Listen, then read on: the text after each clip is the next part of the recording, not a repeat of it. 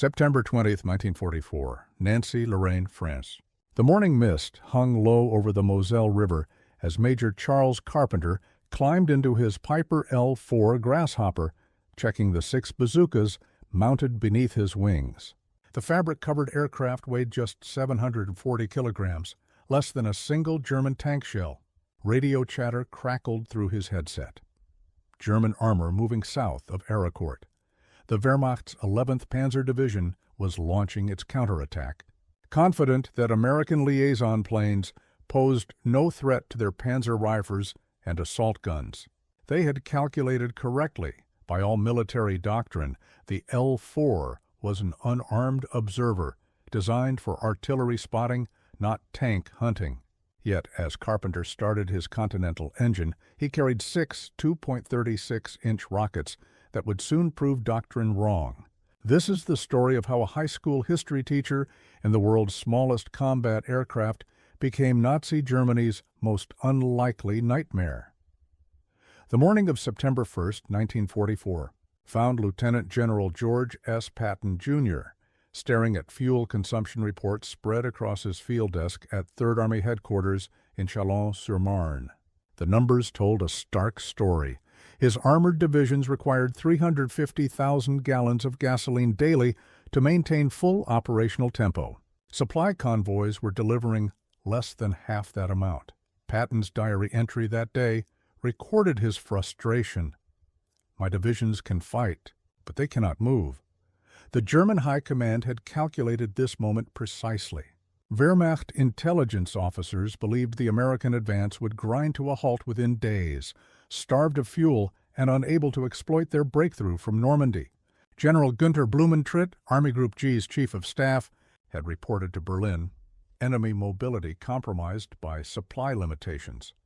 Yet even as Patton's Sherman sat motionless for want of gasoline, his artillery spotters continued their missions in tiny Piper L-4 Grasshoppers. These aircraft consumed just 8 gallons per hour, less fuel than a single tank burned in 10 minutes of combat. Among these pilots flew Major Charles Carpenter of the 4th Armored Division, a former Illinois high school teacher who had enlisted in 1942. His personnel file listed him as Artillery Observation Pilot, a designation that would soon prove insufficient. The L-4s were everywhere along the front, buzzing overhead like mechanical insects, calling in coordinates for the big guns. German planners dismissed them as harmless, flying jeeps carrying no weapons beyond the pilot's service pistol. This assumption would prove catastrophic. While Tiger tanks remained grounded for lack of fuel, and Panzer divisions husbanded their precious diesel, the Americans' smallest aircraft continued to fly, observe, and improvise. In the repair hangars of the 4th Armored Division, Carpenter had been modifying his Grasshopper throughout August 1944. Working with ground crew mechanics, he welded mounting brackets beneath the aircraft's wing struts, brackets designed to hold 6 M1A1 bazookas. The modification violated every regulation in the Army Air Force's manual, but frontline innovation often preceded official doctrine. The Piper L-4 Grasshopper represented American industrial efficiency distilled to its essence. Manufactured by Piper Aircraft Corporation in Lock Haven, Pennsylvania, the aircraft rolled off production lines at a rate of 15 per day throughout 1943 and 1944. Total production reached 5,124 units for the U.S. Army alone, more liaison aircraft than Germany. Produced combat fighters in the entire year of 1944. Specifications revealed the L-4's humble nature: wingspan 10.7 meters, length 6.8 meters, empty weight 740 kilograms. The Continental O-173 engine produced just 65 horsepower, less than many civilian automobiles. Maximum speed reached 87 miles per hour in level flight, with a service ceiling of 12,000 feet. The fuselage consisted of fabric stretched over a steel tube frame, offering no protection against even rifle-caliber ammunition. War Department procurement documents classified the L-4 under Technical Order 07251, light aircraft, observation type for artillery spotting and liaison duties. The manual specifically stated aircraft of the L-type are non-combat in role and shall not be armed with offensive weapons. This prohibition existed for sound reasons. The Grasshopper's fabric skin could be punctured by small arms fire. Its engine lacked armor protection, and its low speed made it vulnerable to any fighter aircraft. Yet these same limitations made the L-4 nearly invisible to German radar operators, who calibrated their equipment to detect large bomber formations, not single-engine liaison planes flying at treetop level. The aircraft's wood and fabric construction created minimal radar signature, allowing pilots to approach targets undetected. Maximum range exceeded 200 miles, sufficient for extended reconnaissance missions deep behind enemy lines. By September 1944, American factories had delivered more L-4s to European theater than Germany possessed operational fighters of all types. Lock Haven's production rate alone, 15 aircraft daily, exceeded the monthly output of many German aircraft plants. While Messerschmitt struggled to deliver 30 Me-262 jets per month, Piper churned out 450 Grasshoppers in the same period. The L-4's success lay not in technological sophistication, but in mass production and reliability. Every component was standardized, interchangeable, and easily maintained by mechanics with basic training.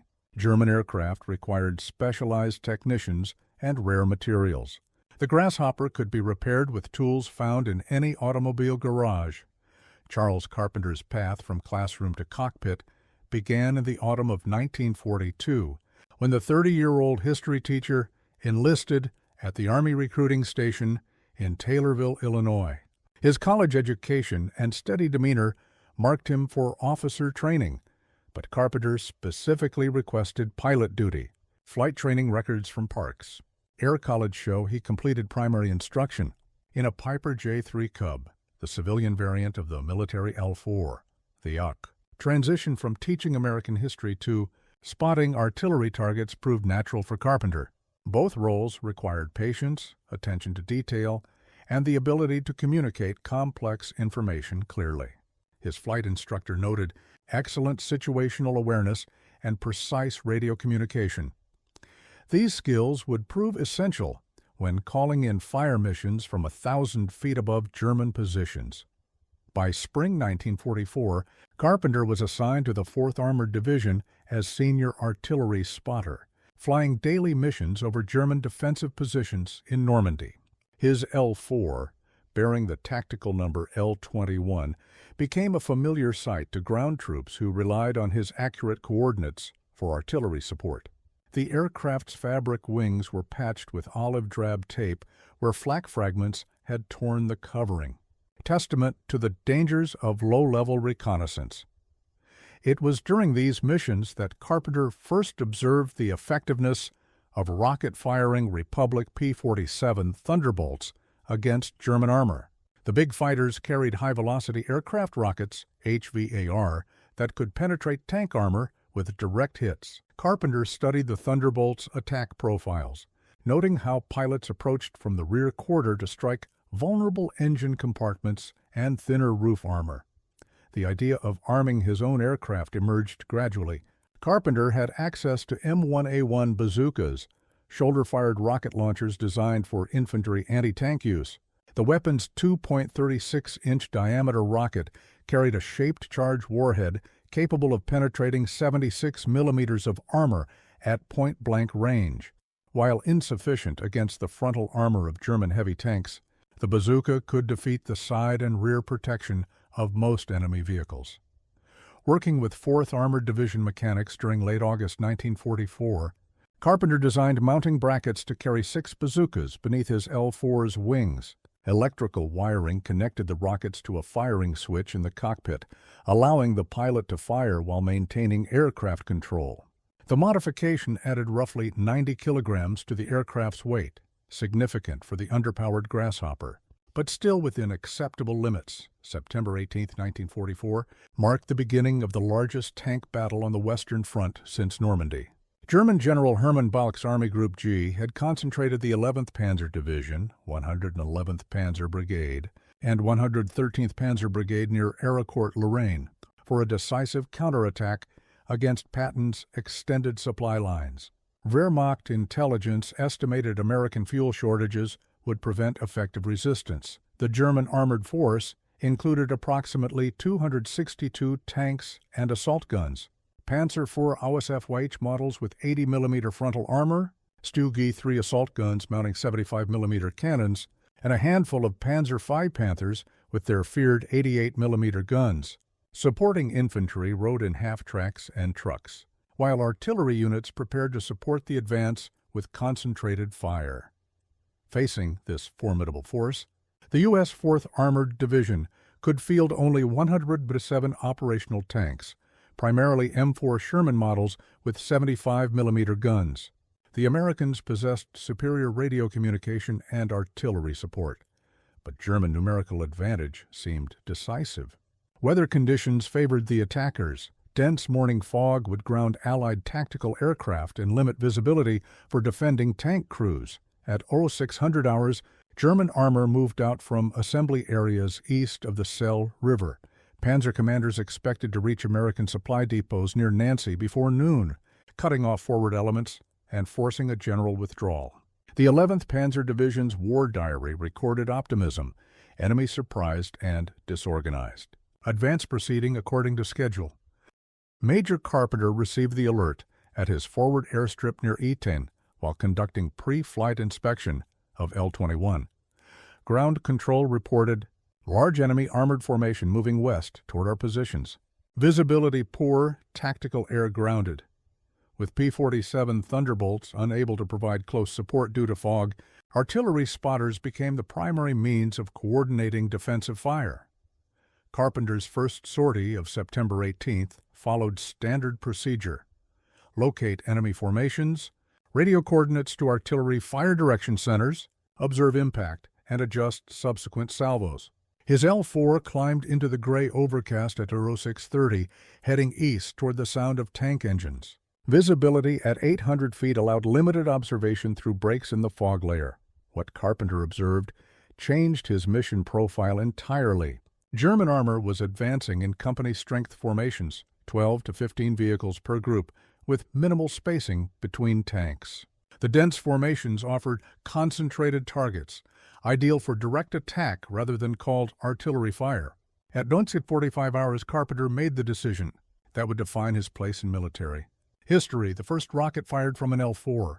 Grasshopper in combat left its tube at 6:47 hours on September 18, 1944. Carpenter had descended to 200 feet above a column of German armor, approaching from the rear quarter to avoid concentrated anti-aircraft fire.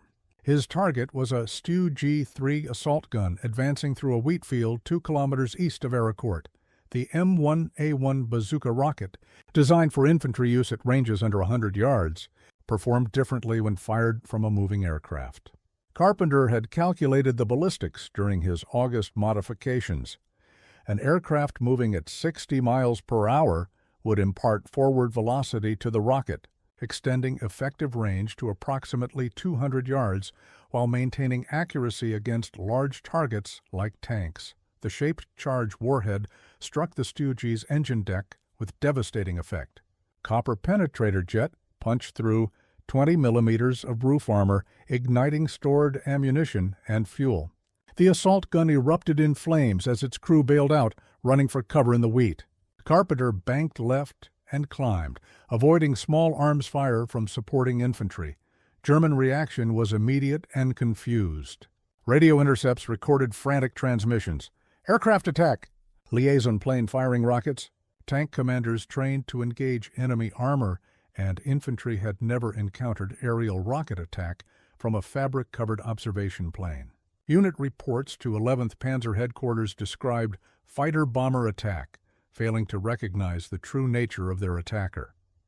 Within 30 minutes, Carpenter had expended all 6 rockets and scored 2 confirmed kills, the Stug 3 and a Panzer IV that caught fire after a rocket penetrated its turret ring. Returning to his forward strip, he rearmed and refueled for a second sortie, while ground crews marveled at the rocket tubes' effectiveness. L-21 had suffered multiple bullet holes in its fabric wings, but remained airworthy. The second mission launched at 0930 hours, targeting German reserves moving up from Chateau Salins. poor visibility continued to ground conventional close support aircraft, leaving the battlefield to artillery and the lone rocket-armed Grasshopper. Carpenter's attack profile evolved with experience. Approach at minimum altitude to avoid detection. Climb to 300 feet for rocket release, then dive toward the ground while aggressing the target area.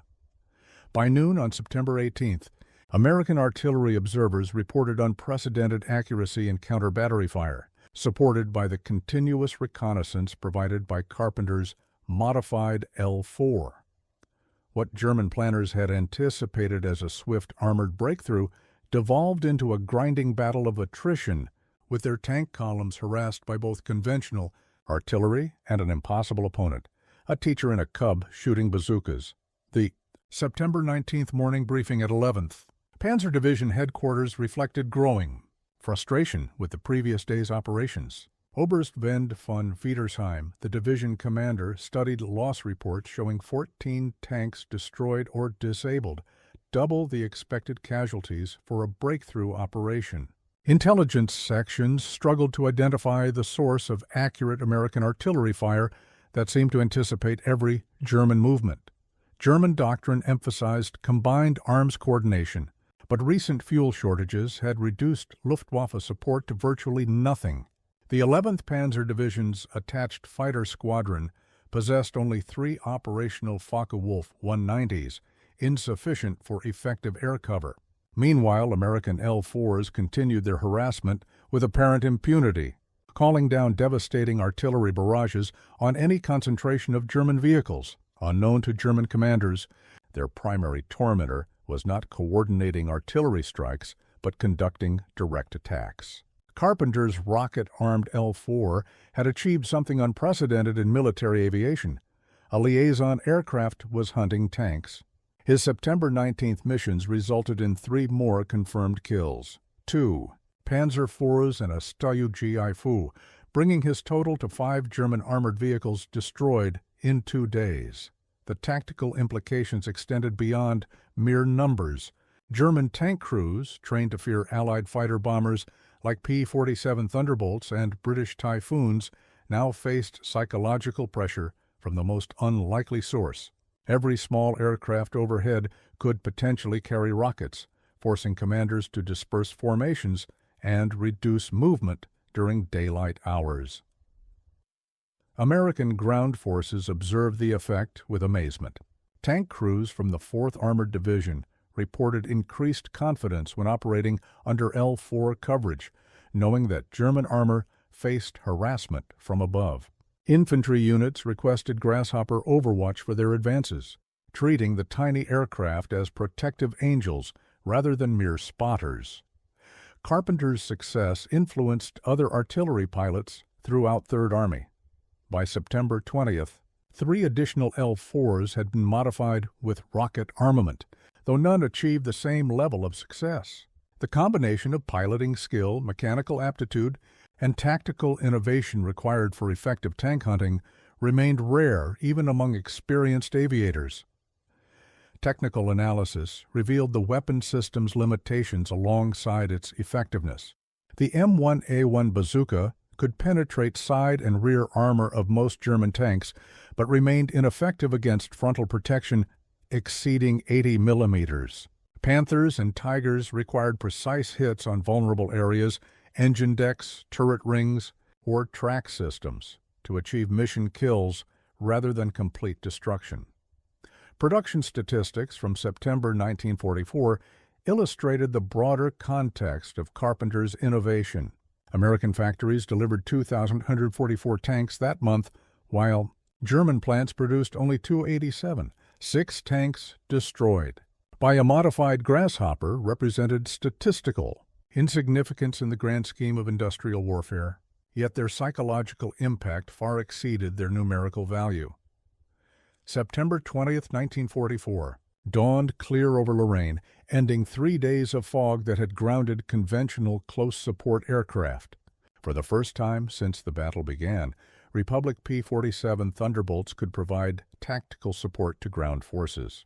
German commanders anticipated relief from aerial harassment, believing normal fighter-bomber operations would replace the Mysterious rocket attacks from liaison aircraft. Major Carpenter's morning briefing at 05:30 hours revealed the changed tactical situation. Weather reports promised unlimited visibility above 1,000 feet, allowing P-47s to resume their tank hunting missions with 500-pound bombs and high-velocity aircraft rockets. The Grasshopper's unique role as substitute attack aircraft should have ended with the return of conventional close support. Instead, Carpenter proposed coordinated operations between his rocket-armed L-4 and incoming Thunderbolts. The Grasshopper's low-altitude capability allowed attacks on targets invisible to high-flying fighters, while its extended loiter time provided persistent coverage of German movements. Fighter pilots, limited by fuel consumption and high-speed attack profiles, could respond to targets identified and marked by the slower liaison aircraft. At 06:45 hours, Carpenter launched his final solo mission before the fighters arrived. His target was a German armored column moving north from Arracourt toward American positions. Intelligence reports identified the formation as elements of the 111th Panzer Brigade, approximately 20 tanks and assault guns seeking to exploit gaps in American defensive lines. The attack commenced at 07:02 hours with Carpenter's L-4 diving from 800 feet toward the lead vehicle, a Panzer IV OSF. The tank's commander, focused on terrain ahead, failed to observe the approaching Grasshopper until rocket impact on his turret roof. Shape charge penetration ignited ammunition storage, destroying the vehicle instantly. The column halted as crews sought cover and attempted to identify their attacker. Carpenter's second pass targeted a Stug 3 assault gun positioned behind a hedgerow. The low-flying L-4 approached from the vehicle's blind spot, releasing rockets at 150-yard range before climbing rapidly to avoid defensive fire. Both rockets struck the assault gun's rear deck, penetrating thin armor and disabling the vehicle's engine. Crew members abandoned their position, running for nearby farm buildings. His sixth and final confirmed kill occurred at 07:18 hours when Carpenter attacked a Panzer IV attempting to retreat across open ground. The tank's commander had recognized the threat posed by the rocket-armed aircraft and was seeking cover in a nearby woodline. Carpenter's final rocket struck the vehicle's left track, immobilizing it before follow-up fire from supporting infantry completed its destruction. Total ammunition expended: 6 rockets. Total confirmed kills: 6 German tanks and assault guns. Mission duration: 36 minutes. The statistics seemed impossible. 740-kilogram liaison aircraft had achieved what required multiple fighter-bomber sorties under normal circumstances. The psychological impact of Carpenter's achievements rippled through both American and German forces with surprising speed. By September 21, 1944, word of Bazooka Charlie had spread throughout Third Army units, creating a legend that exceeded tactical reality. Infantry companies requested L-4 overwatch for their advances, believing the presence of rocket-armed Grasshoppers guaranteed protection against German armor. German reaction proved equally dramatic but opposite in effect. Tank crews who had previously ignored American liaison aircraft now treated every L-4 as a potential threat. Radio intercepts recorded standing orders from 11th Panzer Division, all liaison aircraft to be engaged immediately with available weapons. This defensive posture diverted attention from primary missions and reduced operational effectiveness. The broader tactical picture revealed Carpenter's innovation within context of the larger Battle of Arracourt. Between September 18 and 29, 1944, German forces lost 86 tanks and assault guns, while American casualties totaled 25 Sherman tanks destroyed.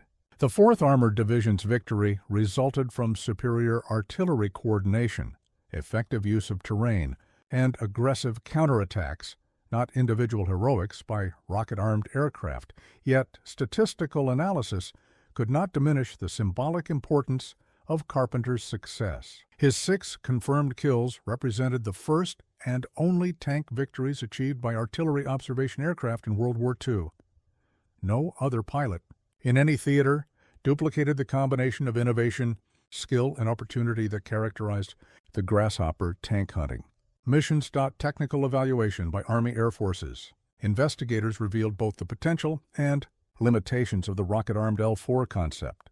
Positive factors included surprise value, minimal cost for modification, and psychological impact exceeding numerical results. Negative factors comprised extreme pilot vulnerability, limited weapon effectiveness against heavy armor, and marginal accuracy when firing from unstable aircraft platforms. Official recommendations opposed standardization of armed grasshoppers throughout the theater. A December 1944 Army Air Forces report concluded, while individual success has been achieved, the concept is not reproducible as standard doctrine due to pilot exposure and weapon limitations. The military hierarchy preferred conventional solutions, more P-47s carrying bigger bombs and rockets. Carpenter's personal recognition came through official channels despite irregular methods. The Silver Star citation read, "For gallantry in action against an armed enemy while serving as artillery observation pilot." Major Carpenter's innovative use of available weapons and exceptional flying skill resulted in destruction of 6 enemy armored vehicles under adverse conditions. No mention was made of violating regulations. Regarding aircraft armament, press coverage transformed Carpenter into a folk hero for American audiences hungry for individual achievement stories. Stars and Stripes published multiple articles describing the history teacher who became tank killer and Bazooka Charlie, terrorizes German armor with smallest plane in Europe.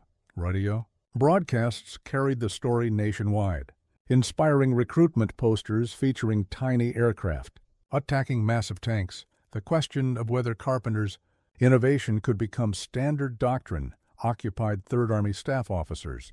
Throughout October 1944, Lieutenant Colonel Robert Allen, assigned to evaluate unconventional weapons applications, conducted detailed analysis of the rocket-armed L-4 concept. His classified report examined both tactical effectiveness and strategic implications of armed liaison aircraft. Technical testing revealed significant limitations inherent in the improvised weapon system. Bazooka accuracy from moving aircraft platforms averaged 30% against stationary targets compared to 85% accuracy achieved by trained infantry at standard ranges.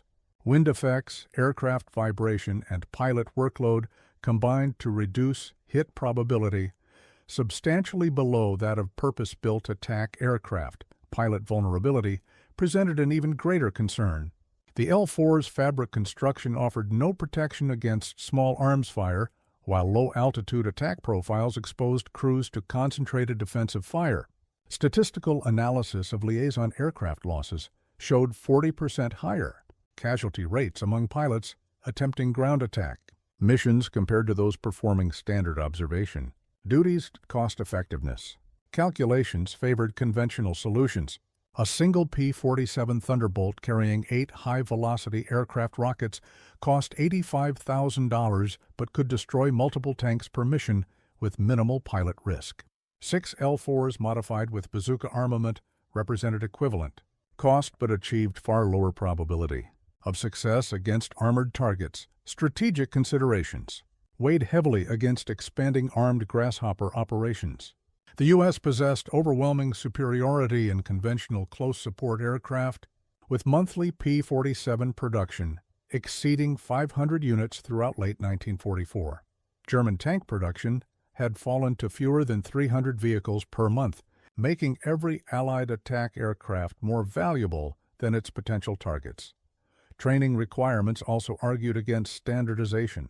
Carpenter's success resulted from unique combination of teaching background, mechanical aptitude, and exceptional flying skill developed over months of combat experience. Most artillery pilots lacked similar qualifications for ground attack missions, having trained specifically for observation and coordination duties. The evaluation concluded with recommendations against implementing rocket-armed L-4s as standard equipment. Colonel Allen's final assessment stated, "While Major Carpenter's achievement demonstrates individual initiative and tactical innovation, the concept lacks scalability and cost-effectiveness required for general adoption." Conventional close support aircraft remain superior for anti-armor missions. Third Army Commander Lieutenant General George Patton endorsed these findings while praising Carpenter's accomplishments. Patton's endorsement noted, "Individual initiative and aggressive action exemplified by Major Carpenter reflect finest traditions of American forces. However, we must employ our resources where they achieve maximum effect against the enemy." The decision represented military pragmatism overruling individual heroics. America's industrial advantage lay in mass production of superior equipment operated by trained personnel, not improvised solutions requiring exceptional individuals. The rocket-armed Grasshopper remained unique, a symbol of American adaptability rather than systematic doctrine. The broader context of American industrial supremacy dwarfed individual achievements like Carpenter's tank hunting success.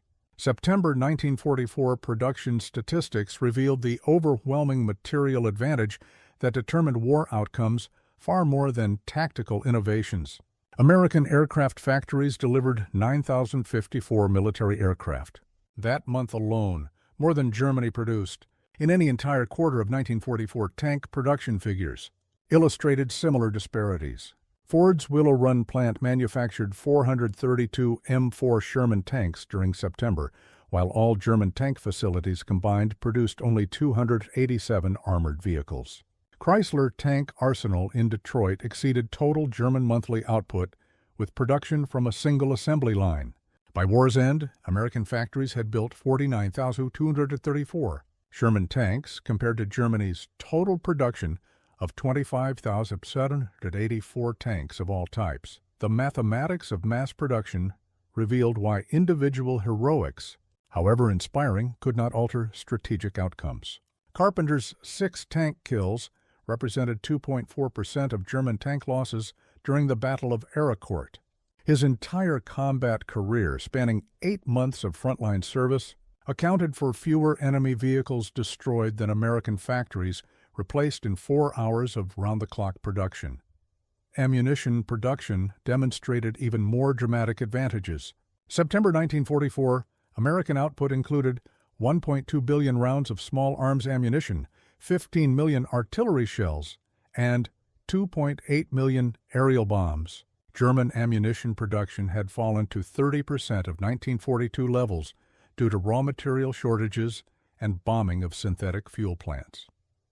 Personnel statistics completed the picture of overwhelming Allied superiority. The U.S. Army Air Forces trained 193,440 aircrew members in 1944, while the Luftwaffe graduated fewer than 8,000 pilots, many with inadequate fuel allowances for advanced training. German pilot training hours averaged 112 before combat assignment, compared to 400 hours for American aviators. Fuel consumption figures revealed critical German disadvantages that made tactical innovations irrelevant. The Wehrmacht's monthly aviation gasoline allocation fell to 30,000 tons by September 1944, sufficient for approximately 1,000 operational sorties.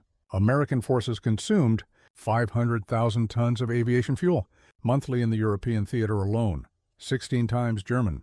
Availability, these production disparities, explained why weapons like Carpenter's rocket-armed L-4 remained. Curiosities rather than game changers.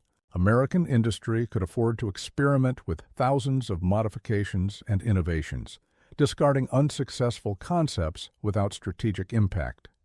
German forces, operating under severe resource constraints, lacked comparable flexibility for tactical experimentation. The lesson extended beyond mere statistics to fundamental differences between democratic and totalitarian production systems. American factories adapted quickly to military requirements while maintaining civilian production, whereas German industry struggled with conflicting priorities and forced labor inefficiencies. Innovation flourished in environments supporting individual initiative, like Carpenter's front line. Modifications, rather than centralized control systems, demanding. Conformity. October 1944 brought the end of Major Carpenter's combat flying career, though circumstances were medical rather than military. Chronic respiratory problems, exacerbated by months of low-altitude flying in unheated aircraft, forced his evacuation to a rear-area hospital near Paris. Medical records noted symptoms consistent with prolonged exposure to engine exhaust and combat stress, conditions common among liaison pilots operating in forward areas. Carpenter's final combat mission occurred on October 15, 1944, during Third Army's advance toward the German border. His target was a lone German self-propelled gun attempting to delay American infantry near the village of Frasnes-en-Saulnois. The attack succeeded, marking his seventh and final confirmed kill. But post-mission examination revealed Carpenter's deteriorating physical condition required immediate medical attention. The recommendation for Silver Star decoration reached Third Army headquarters the same week as Carpenter's medical evacuation. Citation language praised gallantry in action against an armed enemy, while carefully avoiding mention of unauthorized aircraft modifications. Official recognition balanced individual achievement against regulatory compliance, acknowledging success without endorsing methods. Press coverage of Carpenter's story reached its peak during his hospitalization, with multiple news organizations requesting interviews. Stars and Stripes published a feature article titled Bazooka Charlie, Teacher-Turned-Tank Killer, while radio broadcaster Edward R. Murrow included Carpenter's story in a CBS broadcast to American audiences. The narrative of civilian-turned-warrior appealed to home front morale during the final year of war. Carpenter's L-4, Tale number 433018, was retired from active service and transferred to a training unit in England. Ground crews removed the rocket-mounting brackets, returning the aircraft to standard liaison configuration. No other pilot requested similar modifications, partly due to official discouragement, but primarily because conventional close-support aircraft had resumed normal operations with improved weather conditions. The 4th Armored Division continued its advance into Germany without rocket-armed Grasshoppers, relying instead on increasing numbers of P-47 Thunderbolts and P-51 Mustangs for close support. Tactical air power had evolved beyond improvised solutions toward systematic application of purpose-built attack aircraft, carrying standardized weapons loads. Statistical analysis of Carpenter's complete combat record showed 127 combat missions, 184 flight hours over enemy territory, and 7 confirmed vehicle kills over 8 months. His aircraft suffered battle damage on 43 occasions, but never forced down by enemy action. Survival rate among artillery pilots remained significantly higher than fighter or bomber crews, despite increased risks from ground attack missions. The broader legend of Bazooka Charlie outlived both the war and its protagonist. Carpenter returned to teaching high school history in Illinois, rarely discussing his military service with students or colleagues. The extraordinary had become ordinary again, as democracy's citizen soldiers resumed peacetime lives with quiet dignity. The strategic outcome of the Battle of Arracourt crystallized by October 1944, revealing Carpenter's individual achievements within the larger context of American material superiority. German forces withdrew eastward toward the Rhine, abandoning Lorraine to Third Army's advance. Total German armor losses exceeded 200 vehicles, tanks, assault guns, and self-propelled artillery, compared to American losses of 41 Sherman tanks destroyed or damaged beyond repair. These numbers reflected systemic advantages that transcended individual heroics. American replacement rates averaged 95% for personnel and equipment losses, while German units received fewer than 50% of required replacements. The Wehrmacht's 11th Panzer Division, reduced to company strength after Arracourt, never recovered operational effectiveness. Meanwhile, the U.S. 4th Armored Division received complete replacement. Of losses within 2 weeks, Carpenter's 7 confirmed kills represented 3.5% of German armor destroyed during the Lorraine campaign, statistically insignificant, yet symbolically powerful. His achievement demonstrated American adaptability and individual initiative, qualities that distinguished democratic forces from their totalitarian opponents. While German regulations discouraged improvisation, American military culture rewarded innovation even when it violated formal procedures. Production statistics from late 1944 illustrated the broader context that made individual achievements possible. American factories manufactured 96,318 military aircraft in 1944, compared to German output of 39,807 aircraft of all types. Tank production showed similar disparities: 17,565 American tanks versus 5,266 German vehicles. These ratios meant every American loss could be replaced quickly, while German losses became irreplaceable. Personnel replacement demonstrated even greater Allied advantages. The U.S. Army trained 1.8 million soldiers in 1944, while German conscription struggled to replace combat losses from an increasingly depleted manpower pool. American pilot training programs graduated 65,000 aviators annually, compared to German pilot schools producing fewer than 8,000 graduates with inadequate fuel allowances for advanced instruction. The technological gap widened throughout. 1944, as American industry incorporated combat lessons into improved equipment designs. Sherman tanks received upgraded armor and high-velocity guns, while German production relied increasingly on older designs due to raw material shortages. American aircraft featured standardized components and simplified maintenance, while German fighters required specialized parts and extensive ground support. Economic warfare proved decisive beyond battlefield outcomes.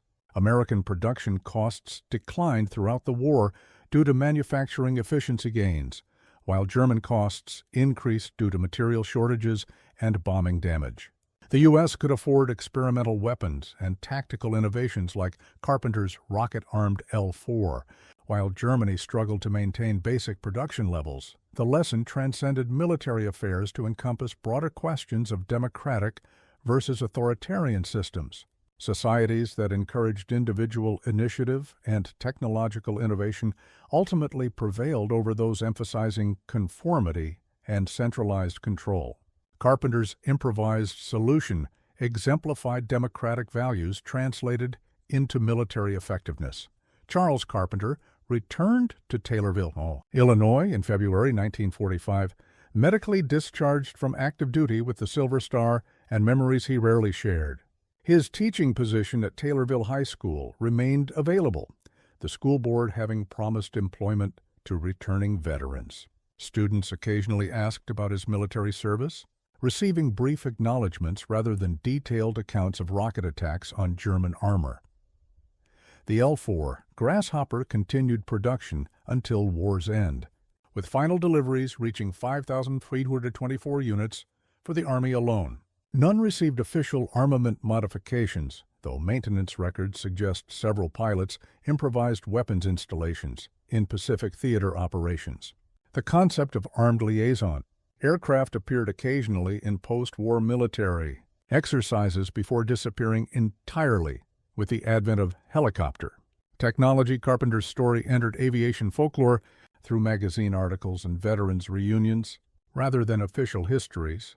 The exploits of Bazooka Charlie appealed to narratives of individual achievement over systematic warfare, citizen soldiers triumphing through ingenuity rather than industrial might. Reality proved more complex. Carpenter's success required extensive support from mechanics, armament specialists, intelligence officers, and tactical air controllers. Post-war analysis by military historians placed Carpenter's achievements within broader contexts of tactical innovation. During World War II, the U.S. military encouraged experimentation and rewarded success, creating environments where individual initiative could flourish. German forces, operating under rigid doctrine and resource constraints, lacked comparable flexibility for tactical adaptation. Technical evolution superseded improvised solutions as military aviation advanced toward jet propulsion and guided weapons. The A-1 Skyraider replaced the L-4 in close support roles, carrying standardized rocket and bomb loads with armor protection for pilot survival. Helicopter technology eventually eliminated fixed-wing liaison aircraft entirely, providing superior performance for observation and light attack missions. Memorial recognition honored Carpenter's service without emphasizing his unorthodox methods. The Veterans of Foreign Wars post in Taylorville dedicated a display case to local heroes, including Carpenter's Silver Star and combat photographs. The exhibit mentioned his service as artillery spotter without detailed explanation of tank hunting missions. Carpenter taught high school history until retirement in 1971, influencing hundreds of students through 3 decades of classroom instruction. Former students remembered his emphasis on individual responsibility and democratic values rather than military anecdotes. The warrior had returned successfully to citizen status, embodying democratic ideals that military service sought to defend. The final accounting revealed Carpenter's legacy beyond mere statistics. 7 German vehicles destroyed, 127 combat missions completed, 1 Silver Star awarded. His true achievement lay in demonstrating that free societies could produce individuals capable of tactical innovation under pressure, adapting available resources to overcome challenges through intelligence and determination, rather than blind obedience to doctrine. In a war defined by massive industrial production and technological superiority, one former teacher in a fabric-covered aircraft proved that individual initiative could still shape history, 6 rockets at a time. What is your perspective on this part of history? Share your thoughts in the comments, because every memory and reflection helps keep the past alive.